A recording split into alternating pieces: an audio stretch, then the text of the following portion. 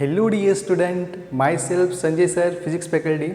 Today we will discuss about NCERT class number 11 chapter number 2 units and measurement. तो student अभी तक इस chapter के अंदर हम क्या क्या डिस्कस कर रहे थे। तो स्टूडेंट इस चैप्टर के अंदर हम डिस्कस कर रहे थे स्टार्टिंग में क्वांटिटी के बारे में। क्वांटिटी का मीनिंग समझा, क्वांटिटी क्या होती है, क्वांटिटी के कितने टाइप्स है वो हमने डिस्कस किए। उसमें फिजिकल क्वांटिटी का डिस्कशन किया। फिजिकल क्वांटिटी में भी 3 टाइप्स देखे हमने, fundamental physical quantity, derive physical quantity और सप्लीमेंट्री फिजिकल क्वांटिटी। फिर उन क्वांटिटी का हमने मेजरमेंट देखा, उस मेजरमेंट के अंदर आने वाला एरर भी देखा, एरर का मेजरमेंट कैसे किया जा सकता है, एरर का एस्टिमेशन कैसे कर सकते हैं वो भी हमने डिस्कस किया। फिर स्टूडेंट एरर का जो कॉम्बिनेशन होता है वो भी हमने लास्ट लेक्चर में डिस्कस किया। तो स्टूडेंट पूरे चैप्टर में हमें करना क्या है, तो पूरे चैप्टर में हमें क्वांटिटी पढ़नी थी, क्वांटिटी का मेजरमेंट देखना था और मेजरमेंट के अंदर जो आने वाला एरर पढ़ना था, और कोई भी फिजिकल क्वांटिटी उसको रिप्रेजेंट कैसे करोगे वो हमें यहाँ पे सीखना है। क्यों स्टूडेंट? क्योंकि आगे जाके फिजिक्स के अंदर हम डिफरेंट फिजिकल क्वांटिटी का मेजरमेंट करेंगे। तो फर्स्ट प्रायोरिटी, फर्स्ट नीड है आपकी कि आपको मेजरमेंट आना चाहिए। अब कोई भी फील्ड में जाओ वहाँ पे आपको मेजरमेंट तो आएगा ही आएगा। आप डे टू डे लाइफ में भी मेजरमेंट करते हो, मतलब मेजरमेंट हमारी एक इम्पोर्टेंट नीड है, तो उसके बारे में हमें डिटेल में समझना है। ओके स्टूडेंट, तो फर्स्ट हम डिस्कस करते हैं। चलो कोई हमारे पास फिजिकल क्वांटिटी है स्पीड, और स्पीड का मुझे मेजरमेंट करना हो तो मैं क्या करूँगा। मान लो कि आप कोई बाइक से जा रहे हो और मैं एक ट्रैफिक पुलिस वाला हूँ और मेरे पास वो स्पीड गन है, उससे मैंने आपकी स्पीड मेजर कर ली। तो मान लो कि वो स्पीड है वो 120 किलोमीटर पर आवर। ओके, तो स्पीड मेजर कर रहा हो 120 किलोमीटर पर आवर। तो यहाँ पे देखो आप, ये है आपके पास एक वैल्यू, उसके साथ एक सर्टन यूनिट है। ओके, मतलब में वैल्यू और यूनिट के साथ ही आपका कोई फिजिकल क्वांटिटी मेजर होगा। अभी देखो कि हमें यूनिट की बात हम डायमेंशन में करने वाले हैं कि डायमेंशन के अंदर कैसे हम मेजरमेंट में डायमेंशन का क्या इंपॉर्टेंट है वो। अभी मेजरमेंट के लिए आपको मैग्नीट्यूड चाहिए होता है, कुछ वैल्यू चाहिए होती है। तो ये वैल्यू है 120, तो 120 मेज़र करने के लिए कौन कौन सी चीज़ों का आपको यहाँ पे केयर रखना है, कौन कौन सी चीज़ें इसमें इंक्लूड है मेजरमेंट के अंदर, तो वो डिस्कशन हम आज इस वीडियो लेक्चर में करने वाले हैं। तो आज का जो टॉपिक है स्टूडेंट वो है सिग्निफिकेंट फिगर।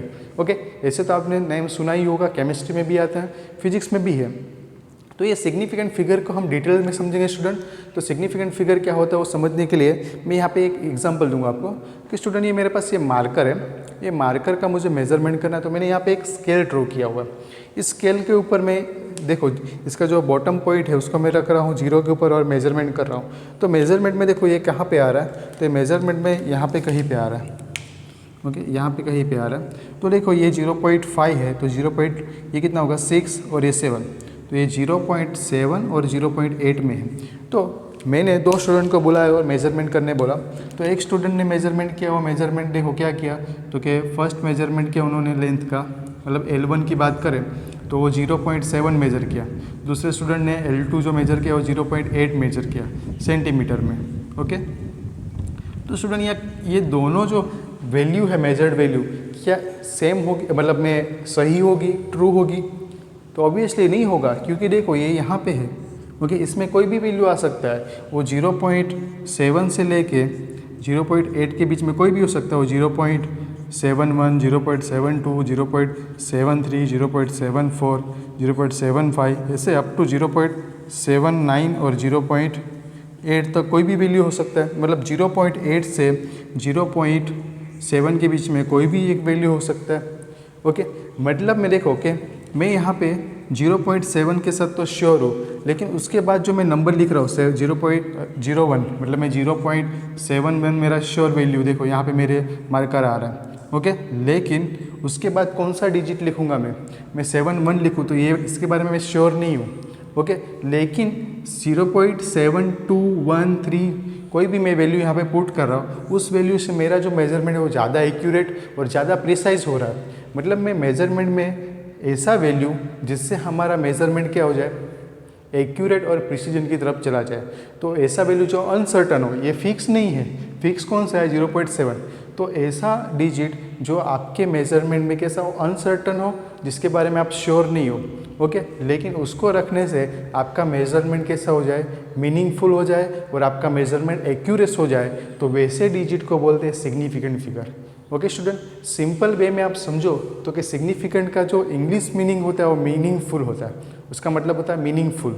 ओके, और शुद्ध हिंदी में बोले तो महत्वपूर्ण, ऐसे हम बोल सकते हैं सिग्निफिकेंट का मतलब। ओके स्टूडेंट, चलो अभी हमें डेफिनेशन लिखना हो तो कैसे लिखें। ओके, डेफिनेशन ऐसे तो एग्जाम में नहीं आती है, लेकिन फिर भी डेफिनेशन आपको आपके कन्वेंशन के लिए, आपके नॉलेज के लिए पता होना चाहिए। तो वो क्या है समझते हैं। तो देखो, सिग्निफिकेंट डिजिट को मैंने दो डेफिनेशन दी, एक ये इजी लैंग्वेज में है और ये फिजिक्स के लैंग्वेज में लिखा मैंने। ओके, तो significant digit of a number are digit that carry meaning contribution to its measurement accuracy and precision. मतलब में ऐसा डिजिट जो कुछ मीनिंग कन्वे करता हो मेजरमेंट में, और उससे क्या हो, हमारा एक्यूरेसी, हमारा मेजरमेंट एक्यूरेट और प्रिसाइज हो जाए। फॉर एग्जांपल, मान लो कि मैं यहाँ पे एक वैल्यू लिख रहा हूँ। ओके, ये पहले तो मैं इस चीज़ को इरेज कर रहा हूँ, एक एग्जांपल दूसरा दे रहा हूँ आपको।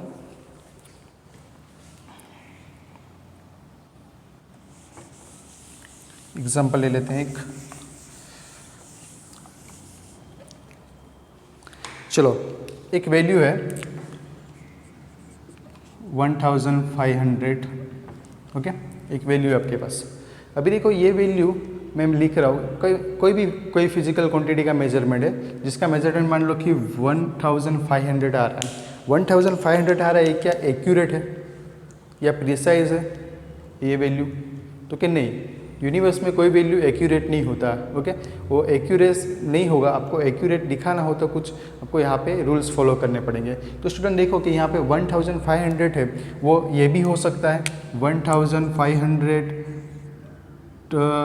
1525 या 1530 या तो 1570, ऐसे कोई भी वैल्यू हो सकते हैं जिसको राउंड ऑफ करके 1500 लिया होगा। ओके स्टूडेंट, मतलब में मेजरमेंट में आप ये दो डिजिट को तो आप क्या कर सकते हो, फिक्स है आपके, लेकिन पीछे के जो डिजिट है, मतलब ये जीरो है, वो आपके अनसर्टन है, और ये जो डिजिट है आपका सर्टन है। तो मतलब में आप बोल सकते हो कि आपके पास जो दो डिजिट है, ओके, ये जो डिजिट है वो आपके क्या हो गए, सिग्निफिकेंट फिगर, सिग्निफिकेंट डिजिट जो श्योर हो। ओके, जो मीनिंग कन्वे करते हो। ये पीछे के जो डिजिट है वो मीनिंग कुछ कन्वे नहीं करते, कुछ मीनिंग नहीं है उसका। तो मतलब में ये 1 और 5 है आपके मेजरमेंट में मीनिंगफुल डिजिट है, तो उसको आप क्या बोलोगे, सिग्निफिकेंट फिगर। ओके, उसको फिजिक्स की लैंग्वेज में डेफिनेशन देना हो तो दे सकते हैं। चलो फिजिक्स की लैंग्वेज में हम दे तो, in physics the digit are known are reliably plus the first uncertain digit are known as significant digit. Okay, आप फिजिक्स के लैंग्वेज में बोले तो फिजिक्स के लैंग्वेज का जो मैंने डेफिनेशन दिया उसका एग्जांपल दूसरा लेते हैं। ये एक मेजरमेंट, एक दूसरा मेजरमेंट ये भी हो सकता है 1499, 1498, 1480, ऐसा भी हो सकता है जिसको राउंड ऑफ करके क्या कर दिया हो 1500। ओके, यही मेजरमेंट हो, सब भी नेसेसरी नहीं है। तो आप देखो इसमें श्योर वैल्यू कौन सी है, मतलब सर्टन वैल्यू कौन सी, 1 तो श्योर है। ओके, फिर ये जो 3 डिजिट है, 0 तो है ही नहीं और ये वाला भी नहीं है, मतलब ये 3 डिजिट है वो अनसर्टन है। लेकिन फर्स्ट के लिए आप क्या हो, मतलब श्योर हो। एक श्योर वैल्यू प्लस आपके जो अनसर्टन वैल्यू है, ओके, जिसके बारे में आप श्योर नहीं हो, उसका पहला डिजिट है, प्लस आप उसको करोगे तो आपके जो वैल्यू बनेगा, जो डिजिट बनेगा, वो आपका क्या होगा, सिग्निफिकेंट डिजिट होगा। क्लियर है स्टूडेंट? देखो, क्योंकि देखो यहाँ पे 99 को राउंड ऑफ करके 500 भी ले लिया होगा, 499 को, यहाँ पे भी 9 को राउंड ऑफ करके 5 ले सकते हैं। ओके, यहाँ पे ये 25 को भी नेग्लिजिबल करके आपने 1500 ले लिया होगा। तो मतलब में 1 के लिए, दोनों मेजरमेंट में 1 के लिए तो श्योर है आप, लेकिन ये 5 के लिए श्योर नहीं है या फिर 4 के लिए श्योर नहीं है। तो पहला जो अनसर्टन है, मतलब ये श्योर, उसके बाद पहला जो अनसर्टन वैल्यू है जिसको हम क्या कर रहे हैं, मेजरमेंट में दिखा रहे हैं, जो आपको क्या करे, आपका मेजरमेंट कुछ मीनिंगफुल बना के दे, तो वैसे डिजिट को क्या बोलते हैं, सिग्निफिकेंट फिगर। मतलब में जिसको लिखने से आपका मेजरमेंट एक्यूरेट और प्रिसाइज हो जाए, तो उसको हम क्या बोलेंगे, सिग्निफिकेंट फिगर या तो सिग्निफिकेंट डिजिट। क्लियर है स्टूडेंट? तो ये कुछ एग्जांपल्स है जिससे आपको समझ में आया होगा। उसके बाद सिग्निफिकेंट फिगर जब हम मेजरमेंट करते हैं तो उसमें सिग्निफिकेंट फिगर कैसे निकाला जाएगा, तो वो फाइंड करने के लिए कुछ रूल्स हैं। ओके, वो रूल्स समझते हैं। तो क्या हमें डेसिमल सिस्टम से डील करना होता है मेजरमेंट में। डेसिमल सिस्टम मतलब 0 से 9 तक के डिजिट। ओके, फॉर एग्जांपल 0, 1, 2, 3, 4, 5, 6, 7, 8 और 9, ये डेसिमल नंबर है। ओके, डेसिमल मतलब 10 नंबर। ओके, बाइनरी नंबर मतलब 1 और sorry 0 over 1 2 digit binary number या तो बाइनरी डिजिट मतलब 2 डिजिट होते थे, और डेसिमल नंबर बोले तो डेसिमल नंबर में 0 से 9 के जो डिजिट आते हैं वो। अभी ये जो डेसिमल सिस्टम है उसके अंदर जो नॉन जीरो है, ये जो नॉन जीरो है ये सब क्या होते हैं, सिग्निफिकेंट फिगर होते हैं। ओके, रूल आपको याद रखना है। देखो डेसिमल सिस्टम में हम मेजरमेंट करते हैं, उसमें जितने भी नॉन जीरो होते हैं, नॉन जीरो कहाँ से होते हैं, 1 से लेकर 9 तक के डिजिट वो कैसे होते हैं, सिग्निफिकेंट फिगर होते हैं। जितने भी नॉन जीरोस है वो सिग्निफिकेंट फिगर होंगे। जीरो के लिए कुछ रूल्स है जिसके लिए मैंने कोडिंग बनाया है। ओके, उसके लिए आप देखो तो पहले जो ट्रैप्ड जीरोस, फिर लीडिंग जीरोस, और लास्ट में ट्रेलिंग जीरोस। ओके, तो नॉन जीरो तो क्या है, सब अपने सिग्निफिकेंट है। जीरो के लिए हमने कुछ कोडिंग लिया। ट्रैप जीरो का मतलब क्या होता है स्टूडेंट, ट्रैप जीरो का मतलब होता है जो नॉन सिग्निफिकेंट डिजिट के बीच में आने वाले जीरो। फॉर एग्जांपल कि आपके पास कोई वैल्यू है 2005, तो देखो ये नॉन जीरो है, उसके बीच में आने वाला जो जीरो है उसको आपको सिग्निफिकेंट काउंट करना है। तो मतलब में ये जो मेजरमेंट वैल्यू है उसमें सिग्निफिकेंट फिगर कितने हुए, तो स्टूडेंट ये तो नॉन जीरो तो अपने सिग्निफिकेंट ही है, मतलब में 1, 2 एंड 5 आपके 2 हुए, फिर ये 2 जीरो भी आपको काउंट करने हैं, तो वो आपका टोटल सिग्निफिकेंट फिगर कितने आएंगे, 4। क्लियर। तो ट्रैप जीरो ऑलवेज सिग्निफिकेंट होते हैं। ओके, ये आपके क्या होंगे, सिग्निफिकेंट फिगर। ओके, ये सभी आपके क्या हो गए, सिग्निफिकेंट फिगर हो गए। लीडिंग मतलब आगे आने वाले डिजिट, आगे आने वाले मतलब कैसे, तो देखो 0.005 या तो 0.021, तो ये लीड कर रहे हैं जीरो। तो ऐसे लीडिंग जीरो को क्या लेना है आपको, ऑलवेज नॉन सिग्निफिकेंट, और कभी भी सिग्निफिकेंट नहीं होगे, वो नेवर सिग्निफिकेंट हो गए, मतलब ये नॉन सिग्निफिकेंट भी बोल सकते हो। तो मतलब में इसमें सिग्निफिकेंट वैल्यू कितनी है, सिग्निफिकेंट डिजिट कितने हैं, तो ये तो आपको काउंट नहीं करने हैं, तो ओनली कितने 2 आएंगे। ये भी आपको काउंट नहीं करने, तो ओनली इसमें 1 आएगा। ओके स्टूडेंट, सिमिलर लास्ट में ट्रेलिंग जीरो।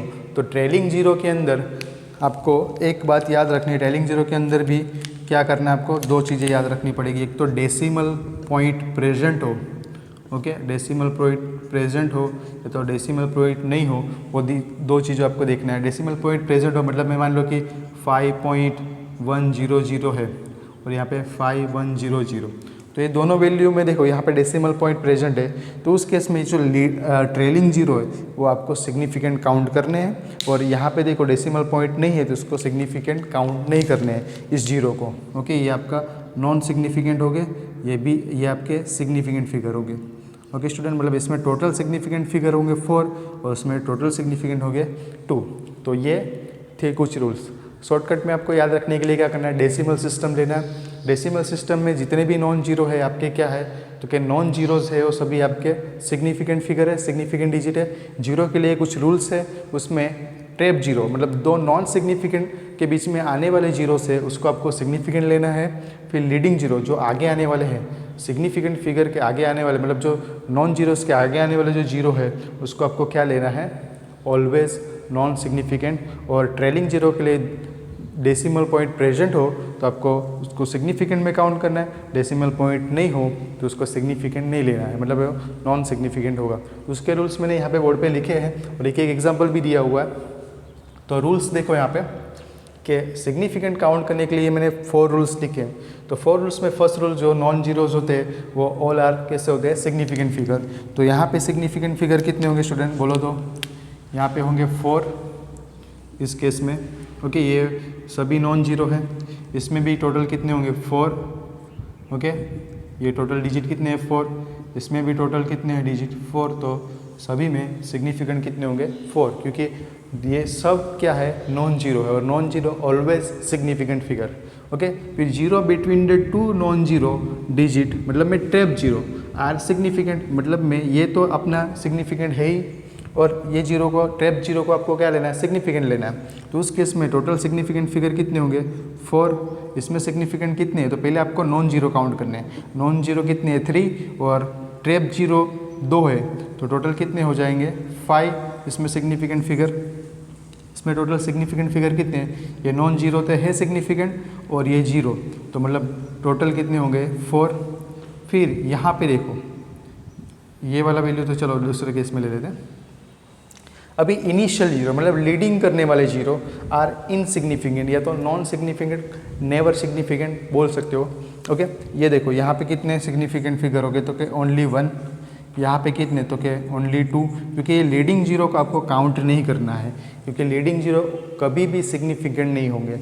ओके, यहाँ पे कितने 3। ओके, सिमिलर लास्ट में ending zeros are significant if they appear या तो एग्जिस्ट आफ्टर डेसिमल पॉइंट, के डेसिमल पॉइंट के बाद या तो आपके मेजरमेंट में डेसिमल पॉइंट प्रेजेंट है और वो जीरो कहाँ पे आ रहे हैं तो के लास्ट में आ रहे हैं, मतलब ट्रेलिंग जीरो है तो उसको आपको काउंट करना है स्टूडेंट। तो इसका वैल्यू आप खुद से ट्राई करना स्टूडेंट। ये जो मैंने वैल्यूज़ लिखे एग्जाम्पल में इसका काउंट कर लेना, ये रूल्स लिख लेना, शॉर्टकट में आप याद रख सकते हो। All non zeros are significant, zero के लिए 3 रूल्स है, trap zero, leading zero, trailing zero. Trap zero always significant, leading zero always never significant, और ट्रेलिंग जीरो के लिए डेसिमल पॉइंट प्रेजेंट हो तो आपका वो सिग्निफिकेंट है, डेसिमल पॉइंट एब्सेंट हो तो वो आपका क्या होगा non significant. Okay student, clear है? तो अच्छे से सिग्निफिकेंट फिगर के रूल्स, सिग्निफिकेंट फिगर के जो डेफिनेशन है नोट कर लो। ओके,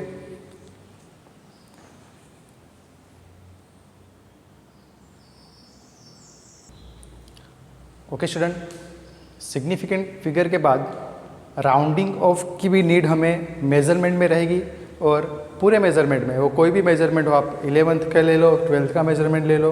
ओके, कोई भी न्यूमेरिकल करोगे उसके अंदर राउंडिंग, राउंड ऑफ का आपको पता होना चाहिए। तो उसके कुछ रूल्स है वो हम समझ लेते हैं। राउंड ऑफ क्यों करना पड़ता है तो क्या मान लो कि आपके पास बहुत सारे डिजिट है, फॉर एग्जांपल से 3.3333 ऐसे है वैल्यू, तो उस केस में आपको ओनली 2 डिजिट में चाहिए या तो 3 डिजिट में चाहिए। ओके, टोटल 3 डिजिट चाहिए आपको, तो ये बाकी के डिजिट को क्या करोगे तो क्या राउंड ऑफ करोगे। तो राउंड ऑफ की रूल आपको पता है लेकिन एक बार रिकॉल कर लेते हैं, अच्छे से समझ लेते हैं। ओके, सिस्टमेटिक वे में। तो राउंडिंग ऑफ क्यों करना पड़ेगा तो कि हमें मेजरमेंट में कभी ऐसी वैल्यू आएगी, मतलब बहुत सारी वैल्यू आ सकती है, लार्ज वैल्यू आएगी, तो उसमें आपको ओनली 3 डिजिट, ओनली 2 डिजिट की नीड रहेगी, तो उस केस में आपको क्या करना पड़ेगा, राउंडिंग ऑफ करना पड़ेगा। तो राउंडिंग ऑफ हमें यहाँ पे उसके कुछ रूल समझने पड़ेंगे। ओके स्टूडेंट, तो फर्स्ट रूल क्या है तो कि फर्स्ट रूल है कि जब भी आपकी कोई वैल्यू है वो लेस देन क्या हो 5 हो। ओके, सॉरी ये उल्टा लिख दिया, जो वैल्यू है आपकी वो क्या हो लेस देन 5 हो, तो उस केस में आपको क्या करना है। तो जो मान लो कि ये आपके पास कोई वैल्यू है जिसमें 7.32 है, उसमें आपको 2 डिजिट में राउंड ऑफ करना है। 2 डिजिट में राउंड ऑफ करना है तो देखो कि इसको राउंड ऑफ करना है तो उसके पीछे जो लास्ट में आने वाला डिजिट है वो देखना है आपका 5 से ज़्यादा है या कम है, तो वो आपसे आपका क्या है वैल्यू वो 5 से कम है। ओके, तो मतलब में ऐसा एरो आएगा क्योंकि जो वैल्यू है आपका वो 5 से कैसा है कम है, तो उस केस में आप क्या करोगे, उस केस में 5 से कम हो तो उस केस में जो भी वैल्यू है वो एज इट इज़ रहेगा, मतलब 2 डिजिट में राउंड ऑफ करना होगा तो आप लिख सकते हो 7.3। ओके, बाद में 0 या तो 0 लिखो या तो ना लिखो तभी भी चलेगा। ओके, तो 7.3 2 डिजिट में आपने इसमें क्या किया राउंड ऑफ कर लिया हमने। ओके, देखो यहाँ पे ये 2 है वो 5 से कम है। ओके, इसलिए इसमें राउंड ऑफ में क्या होगा, एक जो राइज होता था वो नहीं होगा, ओनली आप क्या लिखोगे 7.3 और यहाँ पे लिखोगे 8.9।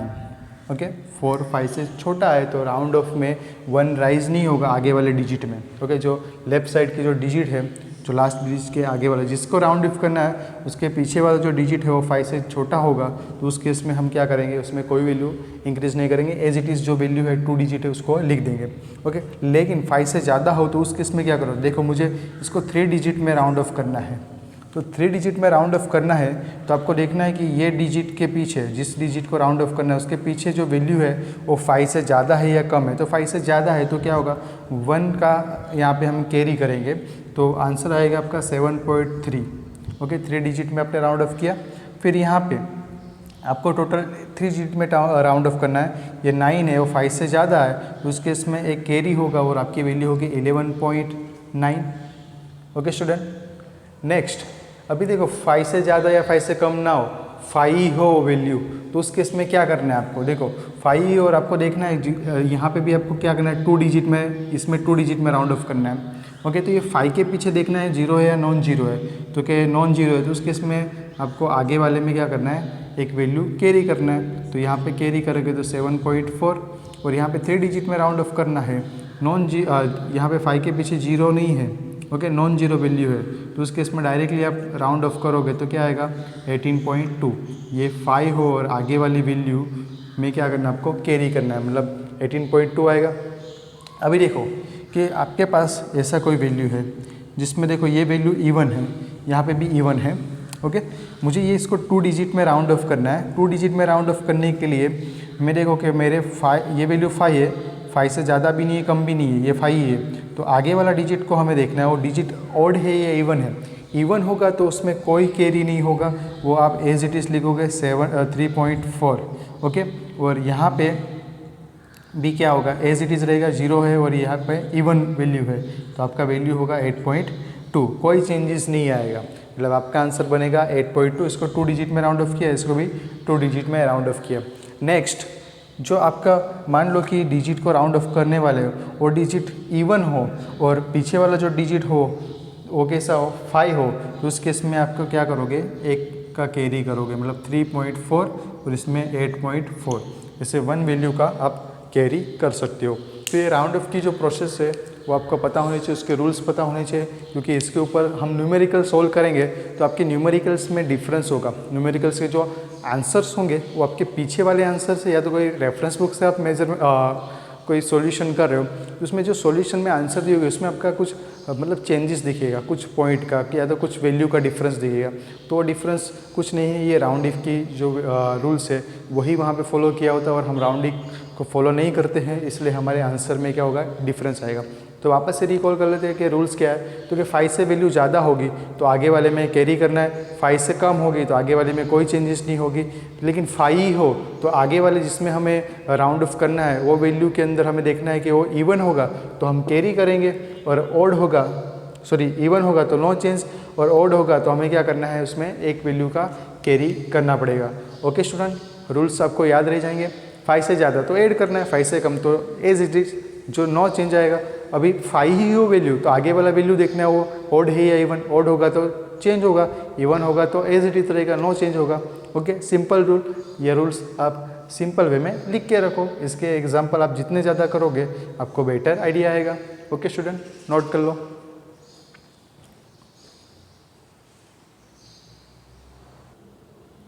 Okay student, next arithmetic operation with significant figure.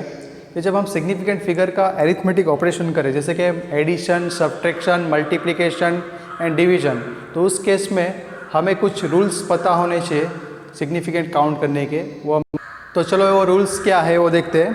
तो जैसे हमने एरर के अंदर रूल्स देखे थे एरिथमेटिक ऑपरेशन के, वैसे ही रूल यहाँ पे एडिशन के और सब्ट्रैक्शन के रूल साथ में है और मल्टीप्लिकेशन और डिवीजन के रूल साथ में है।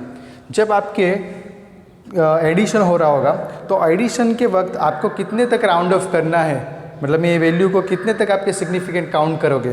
तो उस केस में देखो 3 डिजिट में मैंने कहा 3 वैल्यू को मैंने क्या किया यहाँ पे ऐड कर रहा हूँ, एडिशन कर रहा हूँ, तो रिजल्टेंट वैल्यू मैंने लिखी है यहाँ पे। तो रिजल्टेंट वैल्यू में से मेरा जो फाइनल आंसर कौन सा होगा, राउंड ऑफ के साथ, और सिग्निफिकेंट का वैल्यू कितने लेने हैं। तो एडिशन के लिए रूल क्या याद रखना है कि आपका जो एडिशन के अंदर जो मैं वैल्यू डाल रहा हूँ उसमें मिनिमम डेसिमल पॉइंट के बाद मिनिमम वैल्यू कितने डिजिट आ रहे हैं, 1 आ रहा है। मिनिमम जो लिस्ट डिजिट आ रहा है वो ओनली 1 है डेसिमल पॉइंट के बाद। तो आपके मेजरमेंट के अंदर भी ऐसा ही वैल्यू आना चाहिए। मेजरमेंट में क्या आना चाहिए, तो कि आपके मेजरमेंट में भी डेसिमल पॉइंट के बाद ओनली 1 वैल्यू आना चाहिए। तो यहाँ पे आप लिख सकते हो 6 पॉइंट, राउंड ऑफ करोगे 2 है ये, तो राउंड ऑफ में भी क्या होगा 6.9 ही रहेगा, क्योंकि इसमें कैरी नहीं होगा, क्योंकि ये 2 5 से कम है तो हम राउंड ऑफ नहीं कर पाएंगे। तो ये इसका फाइनल आंसर होगा कि डेसिमल के बाद ओनली 1 डिजिट आएगा एडिशन के अंदर। सिमिलर सब्ट्रैक्शन कर रहे हो तो उसमें भी देखना है कि आपके मेजर्ड वैल्यू में से डेसिमल पॉइंट के बाद मिनिमम वैल्यू कितने हैं, 2 डिजिट है, मिनिमम 2 डिजिट है। तो आपके मेजरमेंट में भी आंसर में राउंड ऑफ करने के बाद ये राउंड ऑफ करोगे तो 1 तो कैरी नहीं होगा, तो मिनिमम डिजिट कितने होंगे, देखो यहाँ पे मिनिमम डेसिमल पॉइंट के बाद 2 डिजिट होने चाहिए। ये 7 है तो राउंड ऑफ होके कितना आएगा आपका 10.22। क्लियर है। अभी मल्टीप्लिकेशन का रूल और डिवीजन का रूल साथ में होता है बच्चों। वो रूल्स क्या है तो देखो, मल्टीप्लिकेशन में हम मल्टीप्लिकेशन करके कुछ वैल्यू आ रही है अपने पास, उसमें से हमें फाइनल आंसर कौन सा रखना है, तो फाइनल आंसर वही रखना है कि मल्टीप्लिकेशन के अंदर जो मेजर्ड वैल्यू है, जो मेजर्ड वैल्यू लिस्ट है, लिस्ट डिजिट वाला है, तो वो वैल्यू का आंसर में डिजिट होने चाहिए, उतने ही सिग्निफिकेंट आंसर में होने चाहिए। तो देखो यहाँ पे लिस्ट सिग्निफिकेंट डिजिट कितने हैं, 3 है, तो आपके आंसर में भी लिस्ट सिग्निफिकेंट डिजिट होने चाहिए, मतलब 3 होने चाहिए। 3 आपके लिस्ट है मेजरमेंट में, कम से कम 3 है यहाँ पे, तो आपके मेजर्ड वैल्यू में 3 वैल्यू है, तो आपके फाइनल आंसर में भी कितने होने चाहिए, सिग्निफिकेंट डिजिट 3 होने चाहिए। तो यहाँ पे आप राउंड ऑफ करके भी कितने होना चाहिए, 3 आना चाहिए। 3 इसमें राउंड ऑफ करोगे तो कैरी नहीं होगा, मतलब 44.4 आएगा टोटल आंसर। सिमिलर यहाँ पे मल्टीप्लाई करके आपका आंसर ये आया, तो राउंड ऑफ करके आपका आंसर 2 सिग्निफिकेंट में होनी चाहिए। यहाँ पे 3 है, तो आपका फाइनल आंसर होगा, राउंड ऑफ करोगे 6 कैरी होगा तो 31 आपका फाइनल आंसर यहाँ पे मिलेगा। तो स्टूडेंट ये अरिथमेटिक ऑपरेशन देखा हमने सिग्निफिकेंट फिगर के लिए कि सिग्निफिकेंट फिगर कितने रखने होते हैं मेजरमेंट में। ये वैल्यू आपको क्यों इंपॉर्टेंट है, क्योंकि आप जब मेजरमेंट करोगे या तो कोई न्यूमेरिकल सोल्व करोगे, तो न्यूमेरिकल सोल्व करने के वक्त आपको ये सब चीज़ें पता नहीं होगी, तो आपके आंसर में वेरिएशन आएगा कि आपके जो क्वेश्चन या तो कोई भी आप बेसिस यूज़ कर रहे हो या तो कोई भी मटेरियल यूज़ करें, उसके दिए हुए आंसर और आपके आंसर में वेरिएशन होगा। और वेरिएशन कुछ नहीं है, आपका ये जो अरिथमेटिक ऑपरेशन के जो रूल्स होते हैं सिग्निफिकेंट फिगर के लिए, वो आपको पता नहीं होते, इसलिए आपके आंसर में चेंजेस होते हैं। आप ये पूरे रूल्स अप्लाई करोगे तो आंसर आपका एज इट इज़ जो आपको टेक्स्ट बुक में दी गिवन होता है, या तो कोई बुक में आप फॉलो कर रहे हो, बुक आप सोल्व कर रहे हो या कोई MCQ सोल्व कर रहे हो, उसके आंसर से एग्जैक्ट मैच होगा। ओके स्टूडेंट, तो आज हमने पढ़ा सिग्निफिकेंट फिगर, राउंडिंग ऑफ, फिर arithmetic operation of significant figure. Important है मेजरमेंट के लिए। जो वैल्यू का हम मेजरमेंट कर रहे हैं, मतलब जो फिजिकल क्वांटिटी का मेजरमेंट कर रहे हैं, उसके अंदर आने वाली जो वैल्यू है उसको कैसे लिखा जाता है, उसके पीछे के रूल्स क्या है, वो सब हम आज डिस्कस किए। नेक्स्ट वीडियो लेक्चर में हम स्टूडेंट डिस्कस करेंगे जो यूनिट है उसका डायमेंशन के बारे में, डायमेंशन में कैसे चेंजेस होता है। ओके, उसके फिर एप्लीकेशन देखेंगे। ओके स्टूडेंट, तो अपने जो इस चैप्टर का ओनली लास्ट टॉपिक बाकी है वो है डायमेंशन। ओके, जो हम नेक्स्ट वीडियो लेक्चर में डिस्कस करेंगे। Okay student, thank you. पहले ये अच्छे से नोट कर लेना।